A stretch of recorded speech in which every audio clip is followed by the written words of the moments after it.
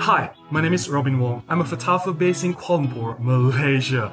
I have with me the Fuji X-T50, which is just recently launched. I want to share my quick hands-on preview on this camera. Let's do this!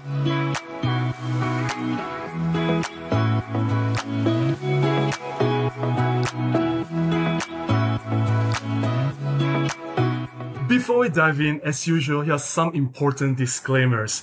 I'm not connected or affiliated to Fuji Malaysia, and I'm actually currently in Jiospace, our N4, which is an amazing camera retail store. If you are in Kuala Lumpur or Selangor area, you can come and visit this store. They have some really cool equipments. The people here are very knowledgeable and friendly, and I definitely highly recommend this place for you to get your next gear. And thanks to them, they have this Fuji X-T50 today for touch and try for limited time only, and I'll spend some time with this camera. I'll share my thoughts about it with you guys. While this retail store is amazing, it looks sleek, and it has some really cool collection of gear, cameras, lenses, and accessories, but it does have hard walls, floors, and ceilings, and there's plenty of echo. So I apologize for the poorer audio quality than usual. But hey, the shoot goes on. So what is this Fuji X-T50?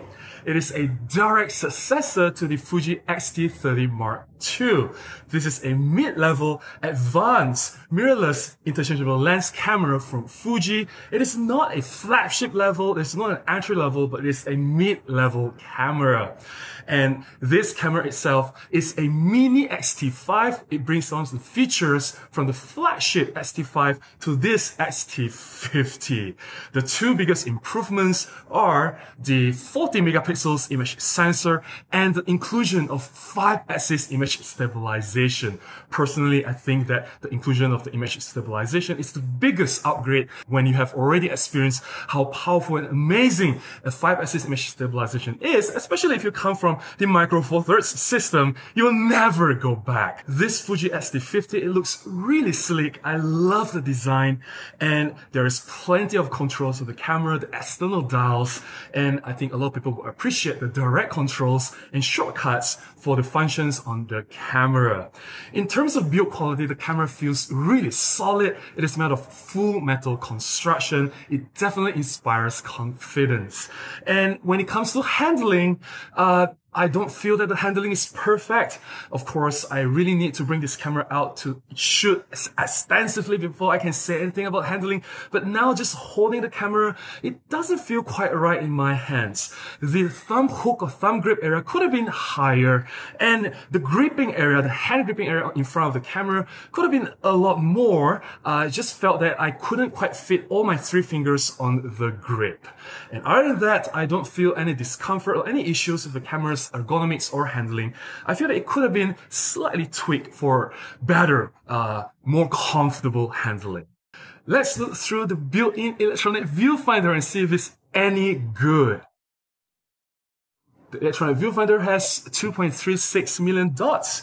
That's a little bit behind competition. Even Canon cameras, Sony cameras, or Nikon cameras in the mid-range has at least 3.6 something million dots. So this is a little bit behind competition. Let's just see how it handles when I pan it around. It is not exactly as smooth as I wish it to be. I think it's more like about 30 frames per second. I wish it's about 60 or 120 frames per second. So the viewfinder could have been a little bit smoother, and it could have used a little bit more resolution. But it is still a very good viewfinder. I just feel that this viewfinder could have been in any camera in, let's say, 5 years ago, but now in a mid-level, advanced Fuji camera, I expected a little bit better. Okay, I'm now testing the face and eye detection autofocus. So let's see how effective it is. So far, it looks like the camera can follow the human eye and face very well. Let's go closer to this gentleman. What's your name? I'm Ben. Ben. Hi, Ben. Yeah, the camera is keeping track on your eye. That's fantastic. And what's your name? My name is Tao. Tao? Yeah, T-A-U. Tao, nice. If you come to Jiospace, you can find these two amazing gentlemen here. They'll serve you and they'll definitely make you the next best purchase of your camera or lenses. All right, thanks Tao. Thanks Ben. We have some very effective eye and face detection autofocus tracking from this Fuji X-T50. Now I'm testing the general autofocus without the human eye. Wow, this is pretty cool. How do I make the point smaller? Let's make the smaller point. That's all right. That's pretty fast. Let's go to the front. All right.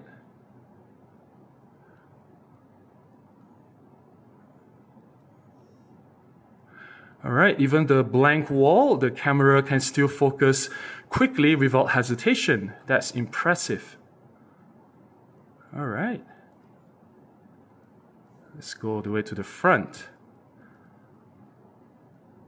All right, I'm very impressed, Fuji. The autofocus system is pretty fast and effective. They actually allowed me to bring this Fuji X-T50 out for a quick spin. So let's get some shots.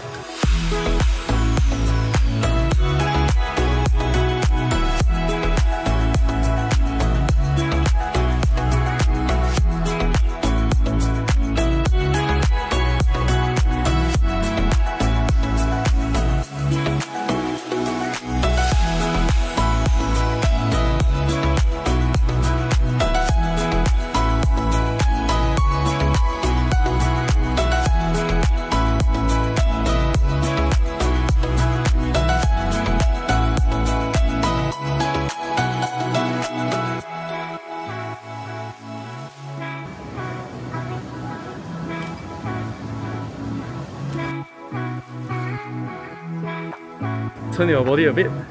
This side, this side. Turn more. Yes. Okay, nearer.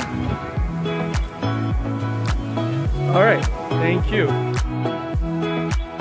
Obviously, I have not tested this Fuji X-T50 extensively. I will need a lot more time with the camera to tell you how it actually performs. But based on my quick hands-on experience with this camera, so far it's been very positive.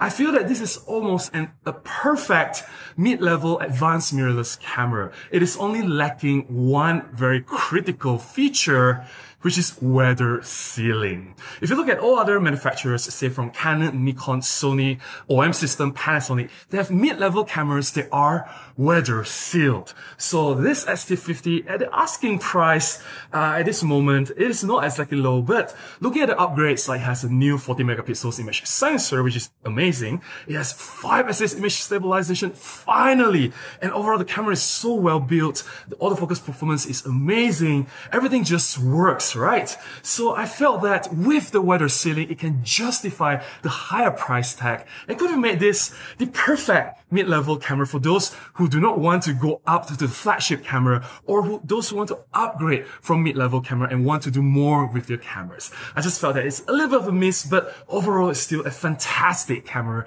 if you are in the Fuji ecosystem. That's all I have to share about this Fuji X-T50. I hope you have benefited from my sharing. Do you agree or disagree with my findings? Let me know in the comments below. I'd love to hear from you. If you found my sharing beneficial, please consider buying me a cup of coffee, or you can contribute directly to my PayPal. Links in the description below on how you can do that. Any small contribution goes a long way. It will definitely help me to continue making more content and publish them right here. Until the next one, please go out and take more photographs. Bye-bye.